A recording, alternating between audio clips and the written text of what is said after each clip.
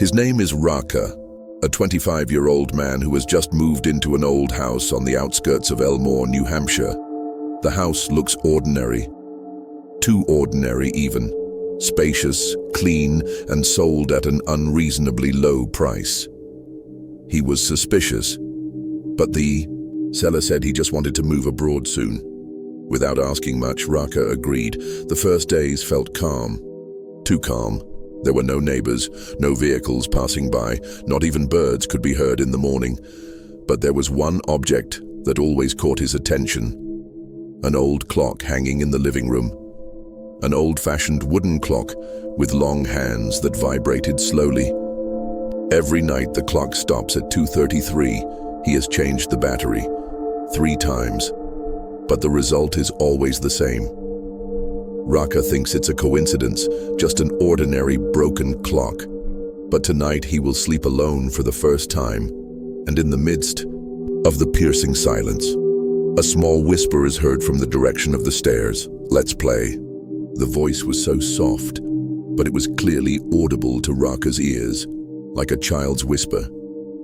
He sat stiffly on his bed, his breath holding. There was no one in the house, only him. Slowly he stood up and walked towards the stairs. The floor was cold.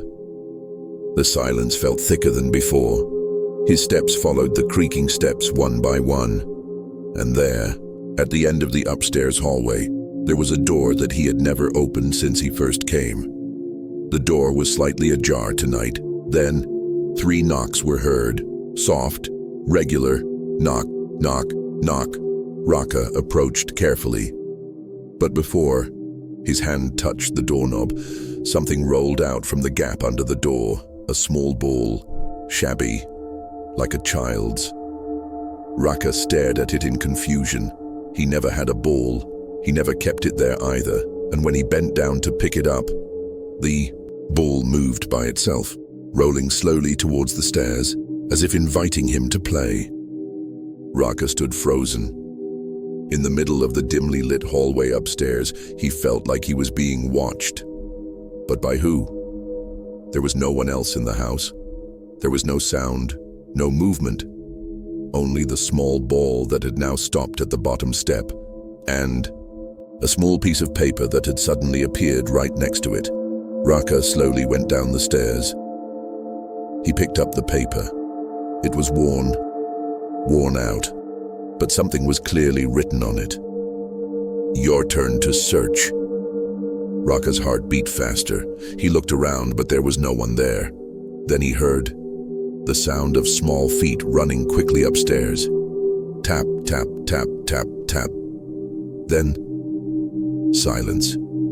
Raka held his breath. He knew it wasn't a mouse. It was too obvious, like the footsteps of a small child. He went back up. The room at the end of the hallway was still open, but this time the lights turned on by themselves, and on the wall, in rough white chalk, was written in large letters, "I always win." Raka didn't know what game was starting tonight, but what was clear was that he was no longer the only occupant of the house. That sentence kept ringing in Raka's head. Night after night passed, but the game didn't stop. The sound of running, doors opening by themselves, and a small ball that appeared in a different place every morning. Raka felt like he was in a game he didn't understand. And what bothered him the most? No one believed him. He tried to tell everything to the neighbors, to the shop owners down the street, even to the postal officer. But every time he mentioned his home address, their faces changed, like they were hiding something, like they were afraid to remember. Until finally an old city archivist called Raka quietly. "That house," he said softly, "was once inhabited by a family. Big. 8 people. They all disappeared in one night. No trace, no explanation. The house was empty for years before it was finally sold cheaply." Raka was silent. His head was spinning. He went home shaking, carrying one big question. Did what disappeared that night Really leave? Or still staying and waiting for someone to continue their game? That sentence kept spinning in Raka's head. Every night at exactly 2:33, everything came back. The lights flickered slowly. The air inside the house suddenly became cold. And that voice, a small voice that never tired of whispering, "Your turn. Come on quickly, I'll hide." Raka tried to ignore it, but the house wouldn't let him. The cupboard in his room opened by itself. The chair in the living room moved slowly. And that little ball always moved, as if chasing him. The fifth night, Raka tried to record all the events with his cell phone. He placed cameras in every corner of the house, waiting while hiding behind the door. But when morning came, all the recordings disappeared. His memory was blank, as if it had never recorded anything. Even though he was sure he saw the small figure running in the hallway, even when he tried to take a nap, the clock in the living room stopped again. At 2:33, it didn't matter if it was morning, afternoon, or night. The house no longer knew time. Only one time remains constant, the time they play. Raka no longer knew what was real and what was just a game. But one thing was for sure, the house wouldn't let him out. He tried, over and over again, packing his things, leaving the house. But when he reached the end of the road, everything seemed wrong. The same road, the same street signs, the same houses. It was as if he kept going around the same place, never really leaving.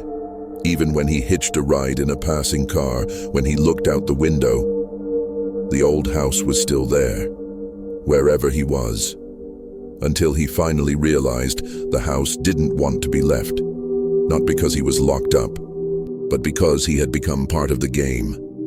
And that night, when he came home with a tired face and a heart almost in despair, he heard a familiar voice from inside the bathroom. His own recorded voice. "Your turn. Come on quickly. I'll hide." Raka stood in the doorway looking in. The mirror in front of the sink showed himself, but he was laughing softly, different from his current expression. Then, in a deep, low voice, "If you give up, you'll play forever." The sentence came from his own reflection in the mirror, not just a reflection, but someone or something who knew what he was feeling. Raka trembled, but for the first time, he stopped fighting.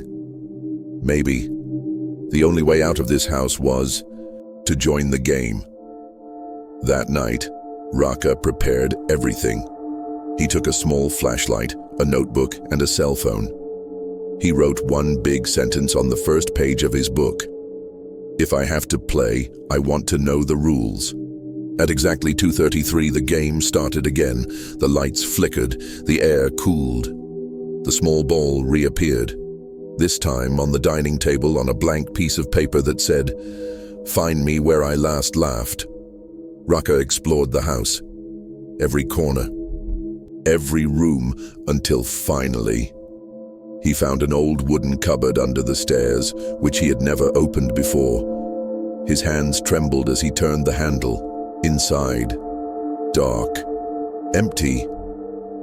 But on the floor, there was a strange mural. A picture of children playing hide and seek, and one face that shook his soul.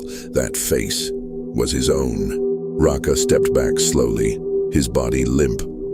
How could that be? The mural depicted him, complete with the clothes he was currently wearing, but the picture had been there long before he came.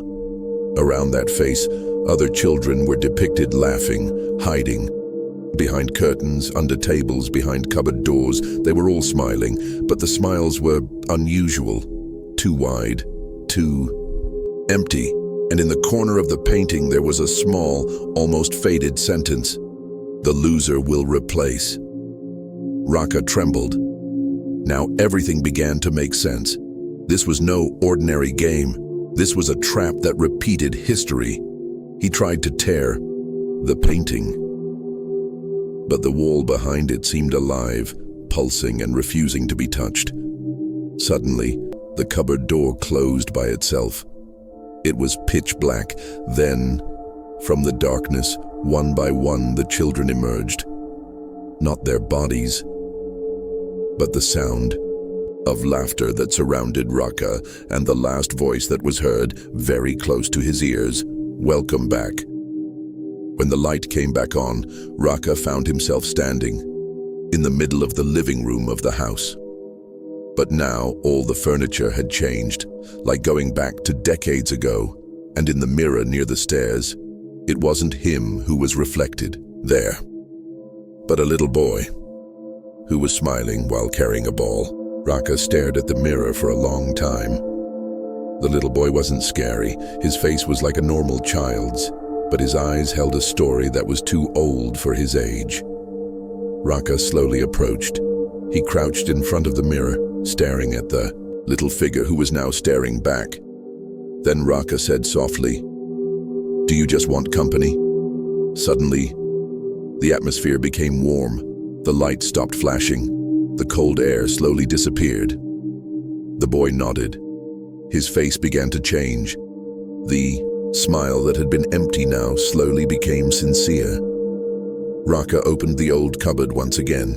Inside, he found a broken doll covered in dust. He hugged it gently, then said, "You're not alone now." The house seemed to breathe a sigh of relief. The clock in the living room that had always stopped ticked again. For the first time in weeks, it passed 2:33. The sound of children's laughter slowly disappeared. But it wasn't scary laughter, it was light laughter, like a sense of relief. And the figure of the little boy in the mirror disappears, slowly, leaving only Raka's reflection and peace. Since that night, the house has changed. There are no more footsteps, no more whispers in the night. The worn ball is still there, but now silent, on top of the bookshelf. The mirror has returned to normal, reflecting only what it should, and the clock in the living room, every night it keeps ticking past 2:33. Raka still lives there, but not because he is trapped, but because he chooses to stay with the memories. He learned the most important thing of all. Some souls don't want to scare, they are just waiting for someone who is willing to listen. And in the silence of the old house, Raka found something he had never found before, a sense of home. Sometimes the scariest thing is not ghosts, but the loneliness that never answers. And when someone finally answers, then everything can be calm. And if you hear a knock tonight, don't be afraid. Maybe they just want to play for a while.